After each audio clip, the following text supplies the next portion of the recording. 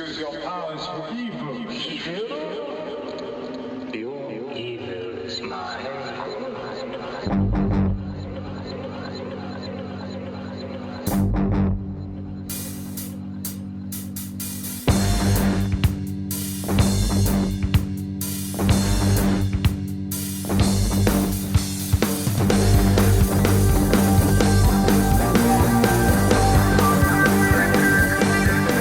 This is a new episode of Next Stop Everywhere, your Doctor Who podcast. Notice I didn't say hello this time, Charles. Well, hello, Jesse. I'm saying hello to you.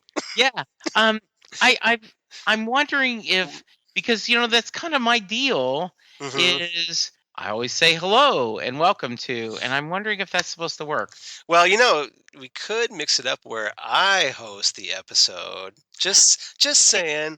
Anytime you want. I assumed you didn't want to. No. Karen and I alternate, so it works out really good that way. But Okay. no, that's cool. If I don't want to. You have the much more professional sounding voice than me, so I am secure in myself to let that go.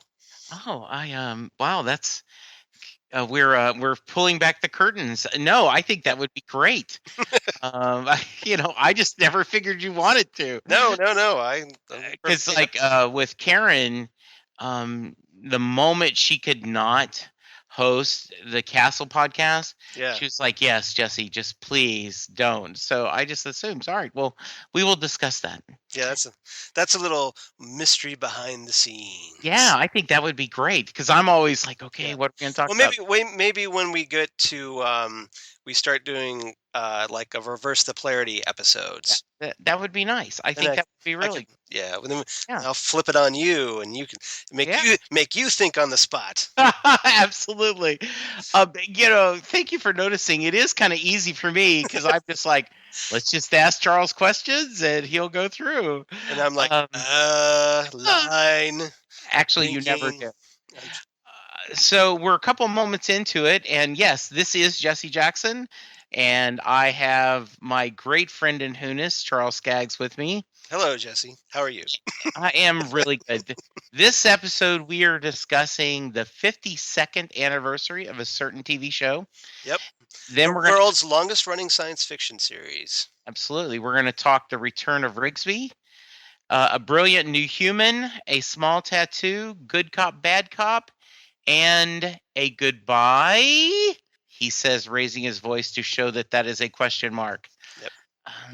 We are recording this on November 23rd, 2015. Yep. Happy 52nd anniversary, Doctor Who.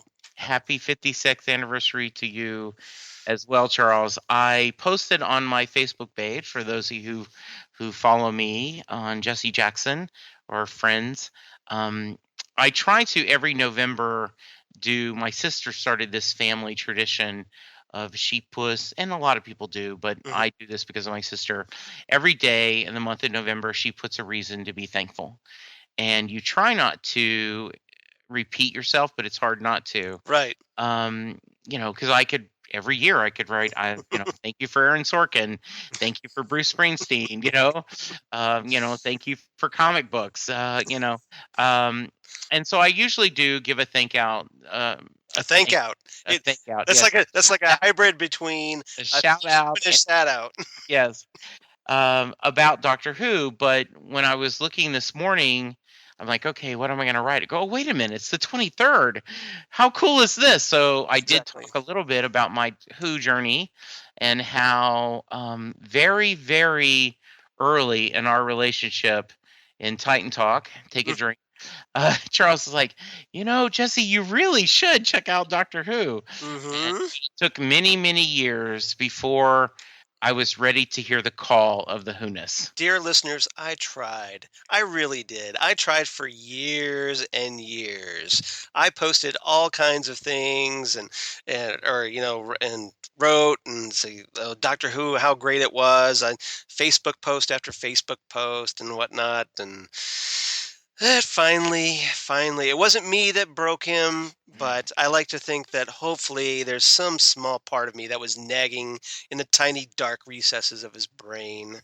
Well, it was a I knew you would be pleased, when I started doing this.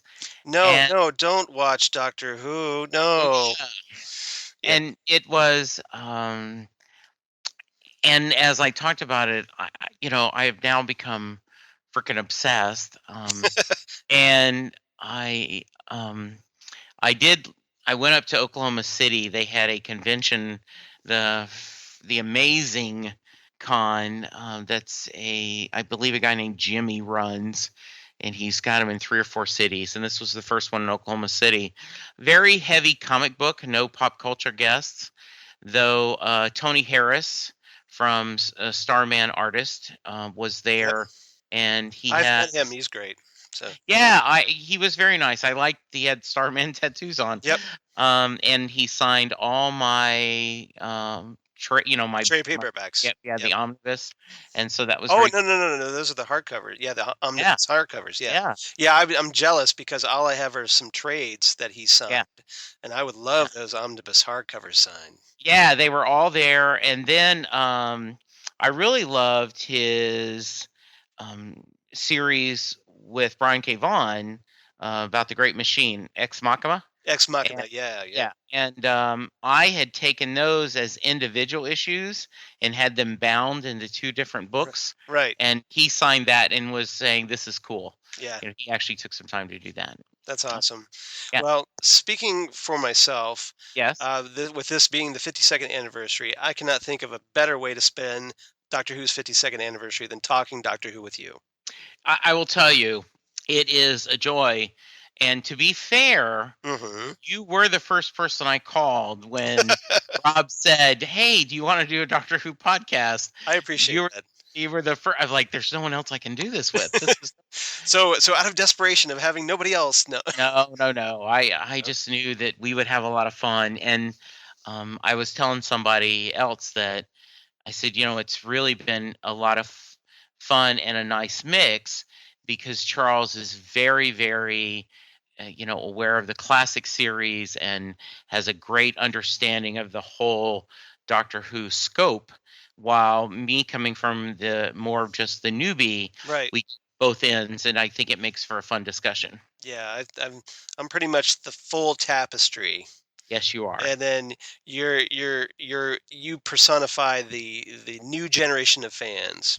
Yes. So by the way, making me feel old, even though you're technically older than me, but I will tell you, Charles, I filmed I recorded a Bruce Springsteen set listing Bruce episode with a 19-year-old. Huge. Andre was a great guest, and he's a huge Bruce fanatic. But he talked about 9/11 and how even though he's in Canada, it affected them as well. Right. And as he's telling the story, he goes, and so I was in kindergarten, and I all of a sudden felt very old. You're breaking out the walker and the exactly. the recliner chair, and absolutely. So happy anniversary. I'm thrilled, and it's been a great ride, and I've really enjoyed this season, and I'm excited that we've already got that Capaldi's going to do another season. Yes. I've had a couple of friends that do not like him that I've talked to. Fools, all of them. So it's very clear who would be the bad cop and who would be the good cop. Well, I don't know my face, So yeah, my face. So face and Raven. Yes, and I do want everyone to know, we are not delaying talking to the episode because it's a bad one. No. Because my quick thoughts, I thought this was a really good episode, and was surprised because I thought this was going to be a standalone episode, and was very pleasantly surprised with the to be continued, but it was in the path of we've told a full story, yet we've kind of left it open to tell the next chapter.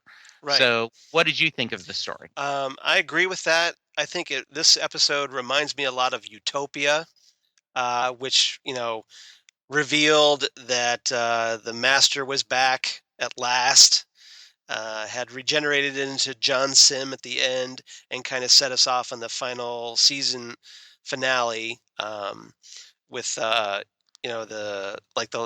where we go into like the last of the Time Lords and all that. So that was this feels a lot like Utopia. That kind of like it's almost like a prologue to the season finale. Look at you! You can tell you're a writer. Yeah, I use words like I use words like prologue. Hey. And also, I do think that's the right feel. And so, obviously, I think the big reveal is that there's a alien refuge. There's an asylum for aliens in London, right? I mean, that's the big reveal of the episode, right? So we have even more aliens living on Earth in secret. And we had the Zygons, and now we've got the aliens from Diagon Alley. Oh wait, the Trap Street. I did like your comment about that on Twitter. Yeah. I'm not the only one who made that observation, so I can't take credit for that one. But yeah, it's basically the Doctor Who version of Diagon Alley from Harry Potter. I love the scene where the Clara, they're looking for the the streets. Yeah. And that she's sticking out of there and seems to be enjoying it a little too much. And the discussion they have, I would say that's really, really foreshadowing, but that has been a consistent story this whole season, hasn't it? Yeah, we've talked about this, and that bringing up the fact that Clara was becoming more and more of an adrenaline junkie and thinking she's basically turning into the Doctor. So therefore she thinks she can outsmart everything like the Doctor. And in this instance, it kind of bites her in the ass big time. Yeah, and I really, really, the first time I had an experience with this was way back when I guess I was in high school, and Jim Hutton, Timothy Hutton's father, played Ellery Queen on TV. Okay. And the premise was, it was based on the book, so it's set during that, the 40s. Right. But the premise was that they would show all the clues you needed to solve the mystery in plain sight. And at one point in the episode, Jim Hutton would turn to the camera, break the fourth wall, and would say, "Okay, viewer, at this point you have everything you need to know to determine who did it. Do you know?" And then I can't remember if they'd cut to a commercial, but I think they did, and then they'd come back. Right. They have shown us this is not out of the clear blue, her making a decision like taking on the tattoo. This is very much in character of the Impossible Girl this year. Right. Yeah.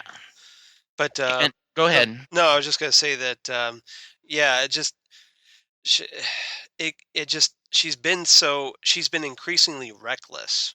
Yes. And to the point where, I mean, they foreshadow this, where there's a little brief aside with the Doctor and Rigsy in this episode where they're in the TARDIS, and they've got Clara hanging out of the TARDIS, a lot like the 11th Doctor was in Day of the Doctor, hanging over the side, and she's whooping it up and kind of getting off on the thrill of the danger.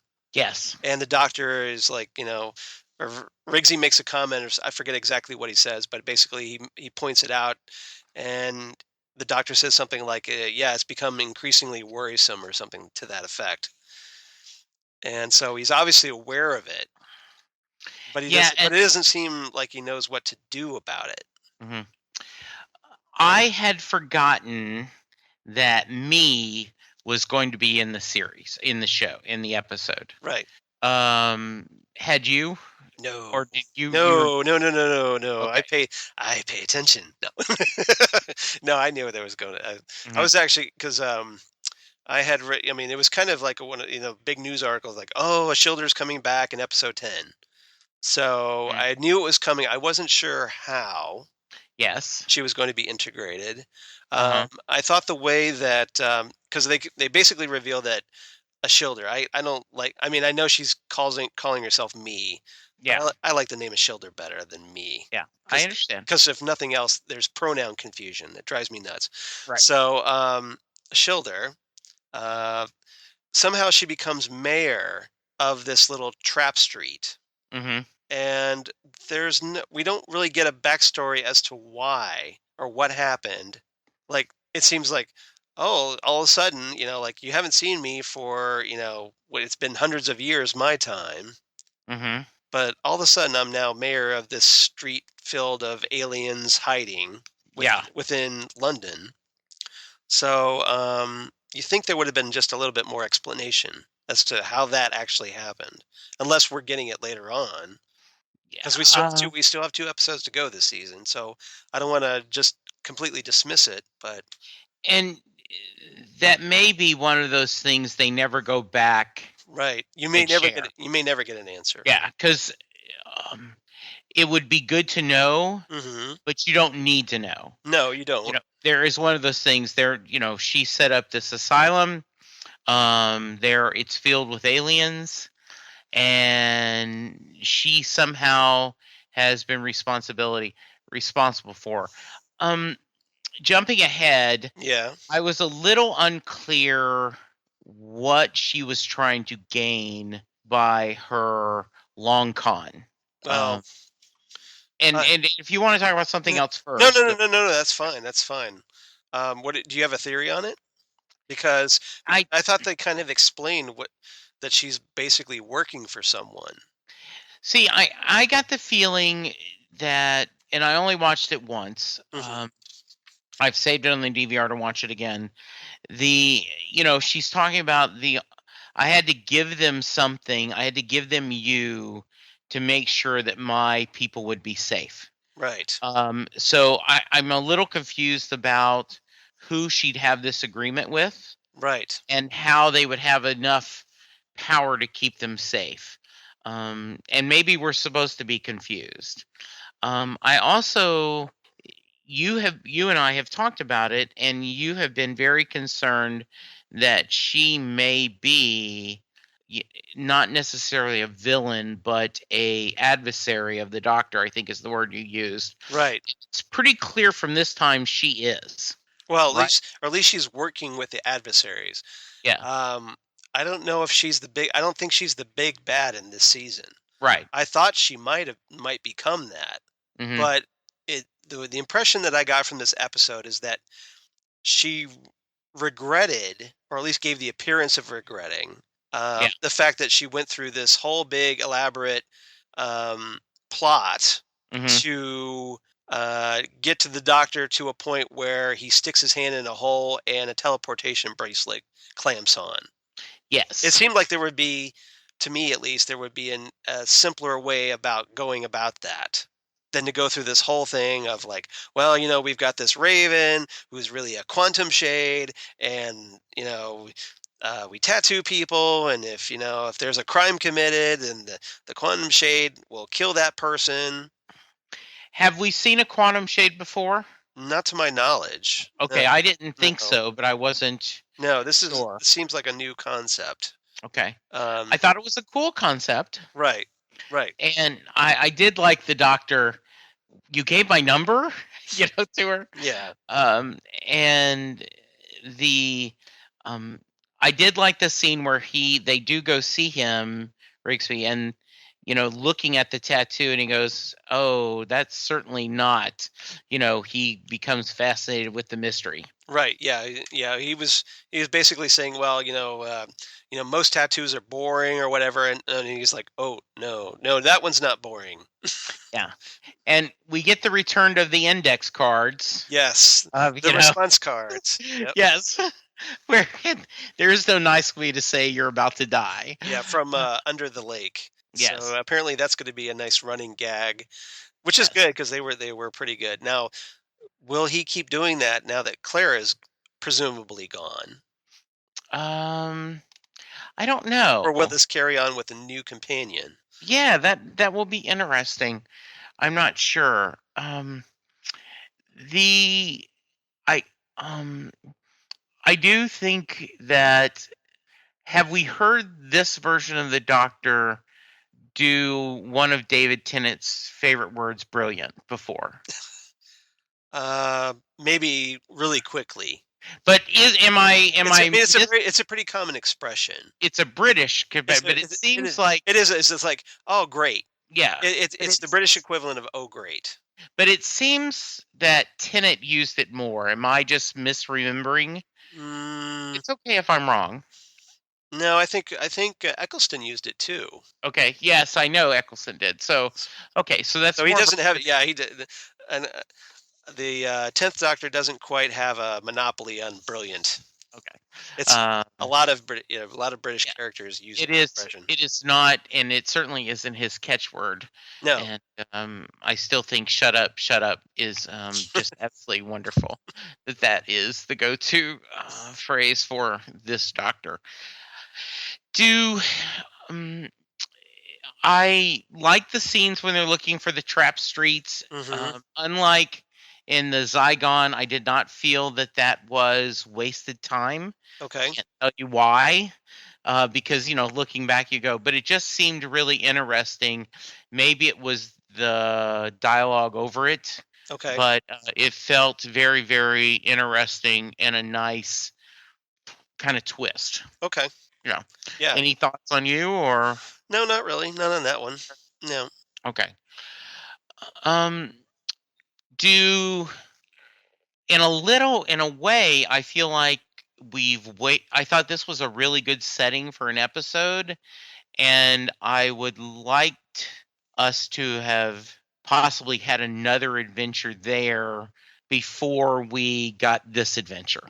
Oh, I see what you're saying. So it would feel more like a more important because we'd seen it before, perhaps. Well, yeah, and it feels like a really cool concept. Kind of like with the planet where the 11th Doctor. Yes. Yeah, met his end. Yeah. I kind of a little bit, because I think that could have been an interesting mystery, and then later when he came back, but I guess they didn't want to waste that. Trenzalore, yeah, that's what I'm thinking of. Trenzalore. Yes. Were you glad to see Rigsy back? Though they did not give him much to do, did they? No, but I mean, we got a little bit development with Rigsy. Yes. For those who don't know, he was previously in the episode Flatline. Yes. From last season, which was a big Clara episode. Mm-hmm. Where she's acting like the Doctor and Rigsy is her companion. Yes. So it seemed like, the decision was made to okay, we're going to bring Rigsy back as part of the trap for the Doctor. Yes. Right. So because, Rigsy gets Clara involved, Clara gets the Doctor involved, essentially. Mm-hmm. And then they come running to save him. So again, this is we did get introduction of the fact that he has a daughter, Lucy. Yes. So I thought that was kind of interesting. I thought that was very nice. We didn't learn much about his bride, I assume. Wife, yeah. Wife, but right, yeah, it's nice. Yeah. What did you think of another reference about Jane Austen? I thought that was nice because I think they were trying to kind of bring a lot of Clara's personal history into this episode with Rigsy, or like references to Jane Austen, things like that, to kind of, because it's essentially her exit episode, or is it? Yeah. I went to the 10 things you may not know Mm-hmm. about Face the Raven on the BBC America slide, and they mentioned the fact that Clara once again hints at a very close relationship with Jane Austen, Mm-hmm. having already stated the author of Pride and Prejudice was a phenomenal kisser Yep. in The Magician's Apprentice, and she bickered with the Doctor about key details of her life and In work. the caretaker, yeah. Yeah. And then says, I love her, and tell Rigsy to take that any way he likes. Right. The other thing they brought up I wanted to ask you is they say that the Doctor has a habit of, as they put it, setting his friends' tasks in the TARDIS and not explaining when they're finished. He said, like, he made Rigsy stand still even after the echo was done, and they gave the example of the Fourth Doctor and Leela. Doing him having her do something, and then they move on.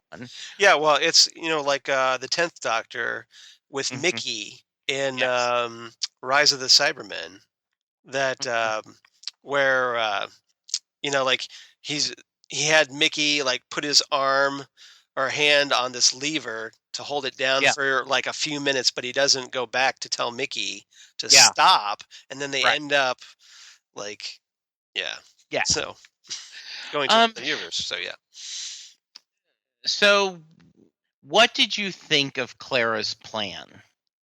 I thought it was very impulsive and a bit stupid. Yeah, it did not seem like the smartest plan. No, and that's what kind of like, I know that this is this was intended to be Clara's exit episode, but this is part of my hesitation with this, is that it seemed like her going out this way was almost a disservice to the character. It basically is like the only reason that she basically gets herself killed through stupidity. Mm-hmm. She is thinking, and an arrogance too. I should say an arrogance, because she's like she's in a rush to get this chronolock tattoo off of Rigsy, and thinking that we'll figure something out. Mm-hmm. Me and the Doctor, we'll figure something out. So don't you worry. I'm saying, and now granted, she's saving Rigsy, so that's great. That's she's trying to help her friend, but she's doing it in a very arrogant way that it'll work out. No worries. There won't be any ramifications of this act whatsoever. It's just only a temporary setback, and I'm sure everything will work out. Mm-hmm. But it doesn't. Right. And even the Doctor, like, I don't know, part of it, and another, again, this is me being really hesitant about how things are turning out, because one of the things I noticed in this episode, the Doctor seems very resigned to this whole thing. Yes. Right from the start, he's like, well, Rigsy, you're going to die. And then Clara has to kind of go to him into trying to help him. And then when Clara gets the chronolock tattoo on her, he's basically accepted, like, well, I guess she's dead, or will be dead soon. And normally the Doctor is like, well, he's going to try everything he can. Now he does yell at Ashildr.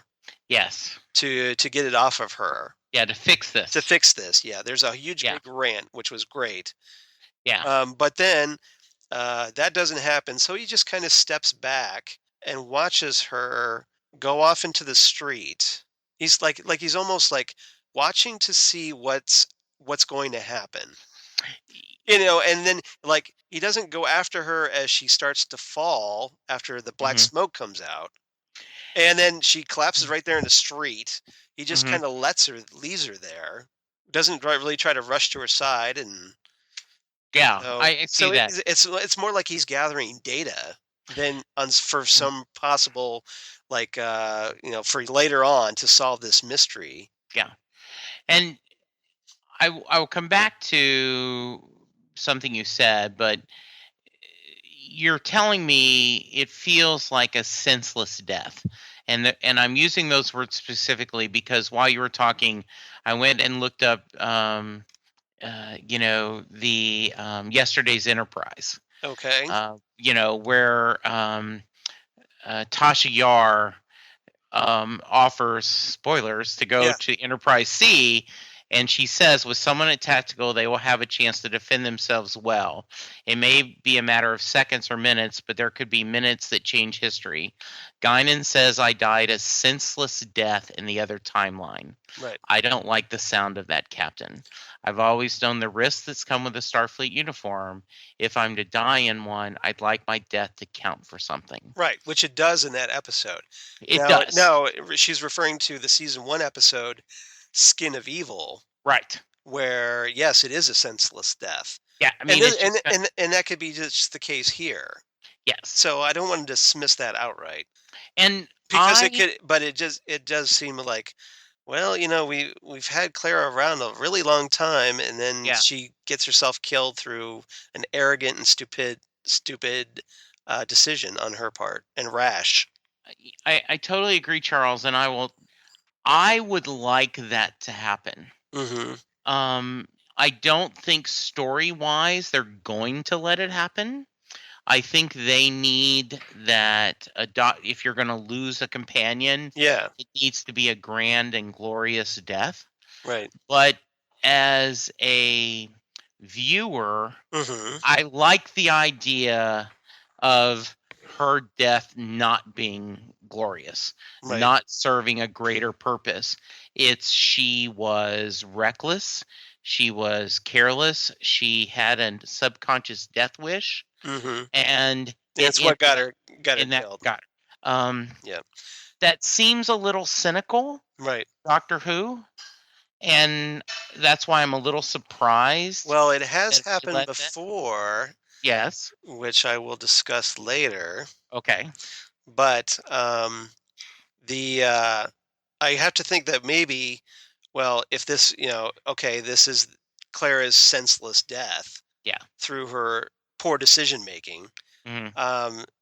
Knowing that Jenna Coleman is supposed to appear in the series finale, Hellbent, somehow, makes me wonder if we're going to get an epilogue of sorts to Clara's character, whether it's through like the one of the various splinters, because those have to still be out there in time and space.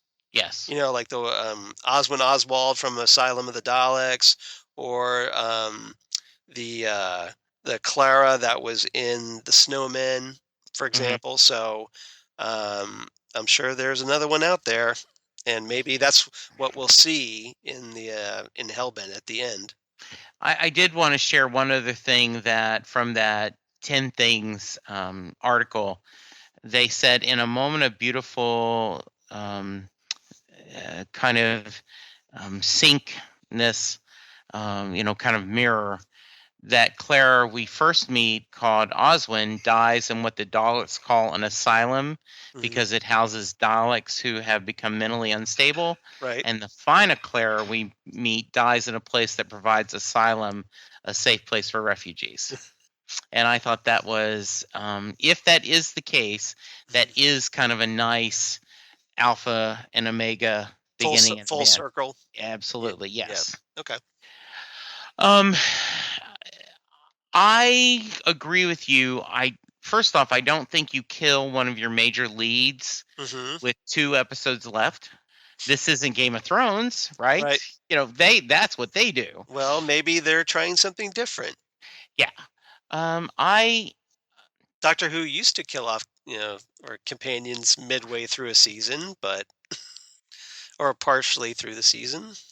Yeah, I really want, and I'm not bloodthirsty, but with her leaving, I would be okay with a death. I think it's interesting, and I thought it also gives you a good character death of Ashildr. Right. The character development for Ashildr. Right.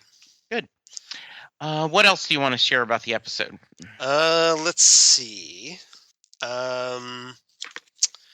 We talked about the response cards. Rigsy ends up getting injected with retcon. Yes, from Torchwood. Exactly, it's from a substance from Torchwood, so that people lose their memory of meeting, and on Torchwood it was so that they wouldn't remember meeting Torchwood.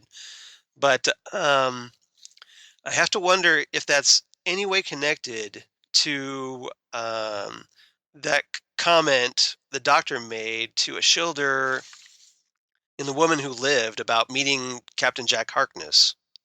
So I'm wondering, well, Ooh. maybe she did before this episode, and then her time. Ooh. Yeah. So and then Nice catch, Charles. I maybe had not thought of that. there's a Captain Jack connect. I don't know. I'm just like, wouldn't it be neat if there was? Yes, I totally agree. Very nice. Good. Cool. Anything else? Let's see. The disguised aliens we saw really quickly. You know that their little camouflage was revealed. Their disguises. And Yes, that was well done. And we get little flashes of, like, we see a Centauran, we see a couple of Jadoon, and interestingly, we see an Ood caring for a Cyberman, Yes. which looked a little disturbing. That It looked a like lot I'm disturbing. not sure what he was doing to that Cyberman, so I just thought it was interesting. Yeah.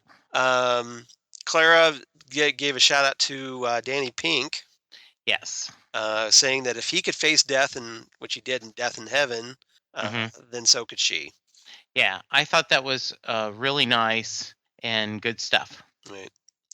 Yeah. And then the last thing I have is Clara talking to the doctor, saying, "Don't seek revenge on Ashildr," and she tells him, "Don't be a warrior, be a doctor," which was this exact same thing that she made to the 11th Doctor when he planned to destroy Gallifrey to end the Time War in Day of the Doctor. Yeah, I thought of that Doctor Heal Thyself. It was really well, nice Doctor moment. Heal Thyself. That's also a shout out to Night of the Doctor. Absolutely. Because where the 8th Doctor's final words are, "Physician, heal thyself." Yes. So. Yeah, good. Favorite line? Well, one last thing. Okay. Rigsy doing the flowery memorial to Clara, which was very. It was like a post credits scene. Yes. And that's kind of the first time that Doctor Who has done a post credits scene. It was very cool. How Marvel movie of them. Yes, very Princess Diana. Very. You see that often on after a celebrity or someone dies, right. And you also see a lot of crosses and flowers on highways where presumably someone died during an accident. Yes, that was very nicely done. It also lets you know that the Doctor has not come back for his TARDIS yet. Right, well, because wherever he was taken, he wasn't with the TARDIS, so the TARDIS is pretty much abandoned until he comes back for it somehow. Yes. Okay. That's all I got. Okay, good. Quotes? You want to go first so I don't steal your thunder? My favorite was you'll find that it's a very small universe when I'm angry with you. Yes, that was a good one. I almost took that one, but I didn't. Yes. Okay. Yeah, that's a good one. I did one where the Doctor's talking to Rigsy, and he says, "Okay, local knowledge, you're coming with us. Bring the new human." "No, don't bring the new human. I'll just get distracted." I like that line, and I also loved Rigsy saying, "Don't start calling me by my name yet. Now, call me, local knowledge, or call me something else." Yeah. To say this, don't start treating me differently because then I know. Yeah. Rating. Well, I'm not done yet. I got a couple. Oh, okay. I'm sorry. I thought you had more than one quote. No. I only had the one. Please. Okay, I've got a couple here. Ashildr's talking to the Doctor. She says, Ashildr says, "Don't worry, we're perfectly safe." And the Doctor replies, "Yes," a phrase I find is usually followed by a lot of screaming and running and bleeding. Yes. And then there's this where Clara's kind of saying her goodbye to the Doctor. Mm-hmm. "Hi, Linda." No. Yeah. And Clara says, she's telling the Doctor, now you listen to me. You're going to be alone now, and you're very bad at that. Mm-hmm. You're going to be furious and you're going to be sad, but listen to me. Don't let this change you. No, listen. Whatever happens next, wherever she is sending you, I know what you're capable of. You don't need to be a warrior. Promise me. Be a doctor." And the Doctor replies, "What's the point of being a doctor if I can't cure you?"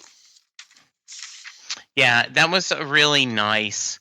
And that's another reason why I think I hope that this death takes Right. to not cheapen their kind of goodbye. Yeah, I think it. I think it. This is Clara's death, but Mhm. like I said, I think we're going to get a little epilogue with one of her splinters. I think that would be nice. Yeah. That would be a nice way. That's my. I'm calling it right now. We'll see if I'm right. Okay, good. I was a little. I have shared often your theory that you thought she had already died. Right. So I don't know if that theory now holds water based on this, but we'll see. Doctor Who can be very timey-wimey. No, I meant when I said that theory, it's that the Doctor, as far as the Doctor's timeline, Clara Yes. has already died. Like the Doctor in the hoodie Mm-hmm. goes back in time Okay. to see Clara while she's still alive. So you think Because as if you notice in this episode, he's wearing the coat again. And he's got a brand new coat, and he's looking all dapper. Ooh, so your theory. As opposed to the hoodie, disheveled Doctor. Ooh, I like that theory. So it holds up that we aren't even seeing the episodes in the correct order. Well, it's based on the Doctor's timeline. Yeah, no, We're going current with Clara's timeline, right, but not the Doctor's. The Doctor's all timey-wimey. Surprise. Yes. Okay, very interesting. But it wouldn't even be you follow me? But it wouldn't even be the Clara's timeline because all these other adventures he's having with her. Yes, you're right. It would be in her timeline, but it would be after her death in the Doctor's timeline. as far as the Doctor concerned, she's dead. Yeah. Okay. Ooh, I like that. I hope that does happen. So we'll see. Very nice. Okay. Could be totally wrong on that one. No, I love it. Rating? Rating. I give this one. I thought this episode was kind of little meh until the big death scene. Mhm. So I only gave this one 8 out of 10 chronolock tattoos. I gave it 8.5 out of 10 extremity bags. Because if you lose your extremities, we'll put them in a little bag and take them. I was thinking about that quote too. Yes. That was good. I like that. Yeah, absolutely. In fact, I wrote that right after they said, I go, that's my rating. That's my rating stick. That was a good one. Yes, it is. Do you have a reverse the polarity for us? I do. Okay. And old school fans will probably know where I'm going to go. But and you might know where I'm going to go because we actually covered this episode before. Yes, I am almost going to throw a flag that I don't think you can recommend an episode that we've already covered. But because of the circumstances, we've never had that before. You can't retroactively change the rules. Yes, I can. Things are timey-wimey. Time cannot be rewritten. Not one single line. Well, the idea. Let me make my case is that if you enjoyed this episode, you would watch this episode. But we've already told them to watch that episode because we were going to talk about it. Right. That's my only point, perhaps. But eventually, we will talk about a good chunk of these episodes, and you're going to negate a whole bunch of reverse the polarities if you do that. Okay, so they visit. They need to be in play. Okay, very good. That's my argument. I'm keeping it. Okay, fair enough. So we're going to talk about Earthshock. I am shocked. Yeah, I know, exactly. The 6th serial from season 19 in 1982, written by Eric Saward. As I said, we've covered this before, but for those foolish people out there that haven't listened to that episode, I'll just quickly recap it. Arriving on Earth in the year 2526, the 5th Doctor, Adric, Nyssa, and Tegan, they end up exploring a series of caves, and they discover a group of androids protecting a bomb that could destroy the planet. So they trace the signal back to a freighter spaceship outside the solar system, where it just so happens the Cybermen are hiding away in storage containers, and so they, of course, break out of the storage containers and take over the ship, and they set the freighter on a collision course with Earth. Now, Adric, having won a gold badge for mathematical excellence, attempts, and this is where the connection to this episode is. And he was Wesley Crusher before there was a Wesley Crusher, right? Yes. So because he feels he's smart enough, Right. he attempts to decode the encryption to deactivate the lock. And one of the times he does this, it sends the freighter back in time 65 million years ago. Mm-hmm. Now, after solving 2 of the 3 logic codes, Adric is about to leave with everybody else in his escape pod, but then he stops, turns back, and goes back to the to try and deactivate and solve the 3rd logic code, because he's pretty convinced that he can do it, and he's kind of obsessed with, like, I got to solve this. This is my thing. Yes. I'm a mathematical excellence guy. I got to solve Right. this. So Adrix gets really close to finishing it when all of a sudden a damaged Cyberman just happens to tries to shoot him and destroys the keyboard that he's typing on. So he can't finish. Yeah. And Adric makes this comment of like, well, I guess I'll never know if I was right.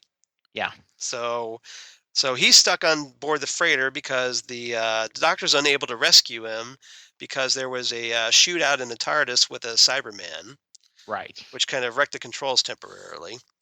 So Adric's trapped on the freighter. It collides with Earth and causes the extinction of the dinosaurs. So basically, Adric, through a kind of arrogant and stupid decision, got himself killed. Sounds familiar, doesn't it? Yes, it does. And as we talked about when we discussed this, episode to begin with, it is a truly monumental time in Who history. Yeah. And Stephen Moffat is, this scarred him as a kid, and Right. A lot of people that were classic Whovians, this was something amazing. This was a big deal because before Adric, the only 2 companions that had died ever on the show were during the first Doctor era, the William Hartnell era, in the Daleks' Master Plan. It was Katarina and Sarah Kingdom. Yeah. Who's played by Jean Marsh. And who you may have seen on like some various movies, like she plays witch characters and stuff. So, but from, this was like, what, 65? And so a good almost 30 years had passed before, 20 years, excuse me. Yeah. Had passed, no companion deaths, of course, lots of close calls, but no companion deaths. Yeah. So when it happened, nobody saw it coming. Right. And then they rolled these credits that were completely silent over, like, it was Adric's broken mathematical badge because it was kind of jammed. It was gold, so weakness of the Cybermen at the time. So it was smashed against one of the Cybermen to stop them. Yeah. So they show like this black background with the broken pieces of the mathematical badge and no closing theme, just the credits rolling over it. And it was just like, holy crap. Yeah. And so that was 1982. And now they tried to kill off Perry during Trial of the Time Lord, but then they reversed it, revealing that she was actually okay. Right. So that death was negated. So we hadn't really, I'm sorry, Amy and Rory don't count because, well, they died of old age. Yeah. After going back in time. Yeah, we've had this discussion, and I totally agree with you. So Clara is the first companion since Adric to actually die. Yeah, and I think it's dangerous to travel with the Doctor, and I think that it just seems right to me. Right. Not that I'm bloodthirsty, but just it seems right. Right. Well, I mean, these fragile little humans that can't regenerate, you would think that there would be more deaths more often. Yes. And I don't want to get onto a rant, Charles, but this show really should be like Game of Thrones. Yeah, well, and partly also on a regular basis.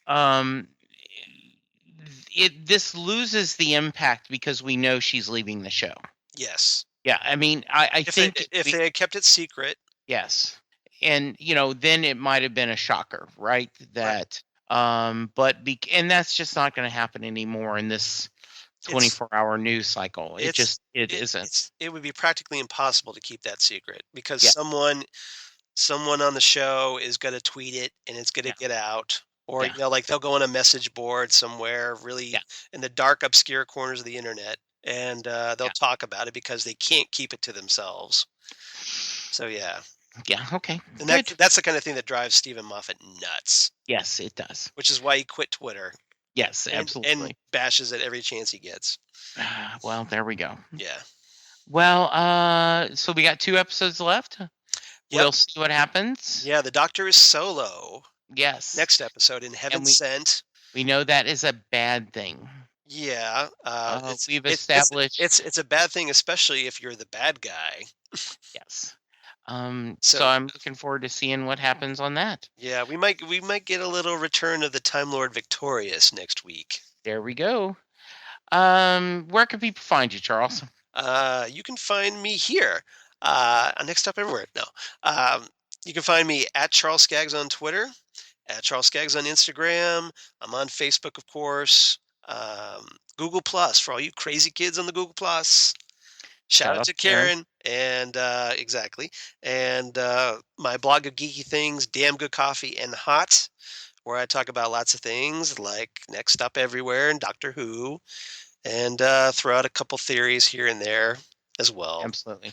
And of course, the podcast I do with Karen, the Fandom Zone podcast.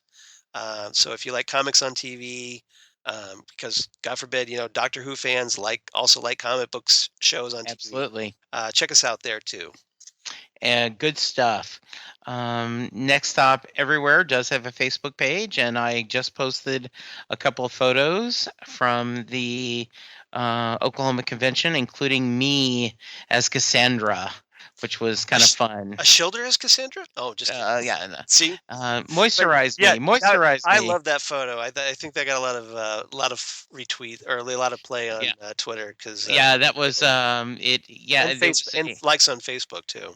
It's an Oklahoma City fan, Doctor Who fan club, and so I gave them our cards, and I said that awesome. Charles and I would love to talk to you guys. Yeah, that'd be fun after season. And I am at Jesse Jackson DFW on Twitter. I am Storming the Castle with Karen, and I also do Set Listing Bruce, where we talk about Bruce Springsteen. And after the first of the year, Charles is going to join me. He is going to be the newbie. You are determined to make this happen, aren't you? I just think it would be fun. And okay, so listeners, would you please send Charles notice? He has, he was saying, Jesse, you should watch classic Doctor Who. Doesn't matter whether you like him or not. See, this is his revenge. Yes, this will be an interesting discussion, and it was, wasn't it? And you were very kind. Yep. If I didn't care for an episode, you didn't argue with me. You said, "I see your point, and here's a counter argument," and we made a good discussion. So Charles is not a fan of Bruce Springsteen. That's not true. I don't hate. No, you don't hate him, but you're not a fan. I'm just not a rabid fan like you. Right? Yeah, I think he's just at best a casual fan, and so I told him we should pick an album that he's not familiar with. He should listen to it, and then we discuss it track by track. I think that'll be a fun discussion, and even if he doesn't like any of them, right. That'll make a great episode. Hey, we got content to fill, Charles. Know what I'm saying? It's all about the content. It is. And I shouldn't mention that Karen agrees with me that Peter Gabriel is better than Bruce Springsteen. Okay, you guys are. Karen and I are Team Gabriel. So you guys are okay in your wrongness, but that's all right. No. We outnumber. We're the majority. Yeah, just doesn't matter. She is going to be on there and talk about nerd rock. Okay. She's going to talk about Oh well, I think like the Troc stuff, like with the we should do that too. We should have a Troc episode. We should. Yeah, I'm not sure what she's going to talk about. She wants Time to do Lord Rock. some fun. Yeah. Yeah, that would be great. Yeah, so good. Thank you, Charles. Thank you, listeners. It was, as always, a fun discussion.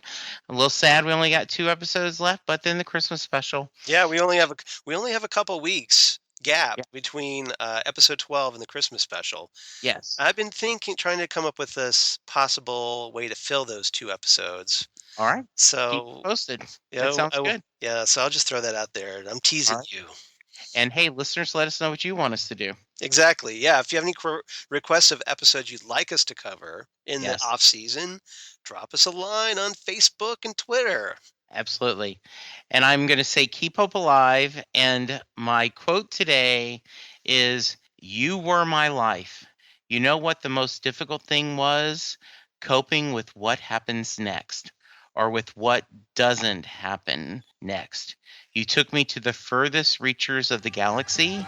You showed me supernovas, intergalactic battles, and then you just dropped me back on Earth. How could anything compare to that? We get a taste of that splendor, and then we have to go back. Sarah Jane, school reunion. Very Claire nice. does not have to do that." Yep. So, Nice. bye, everyone. Talk to you soon. Bye, everyone.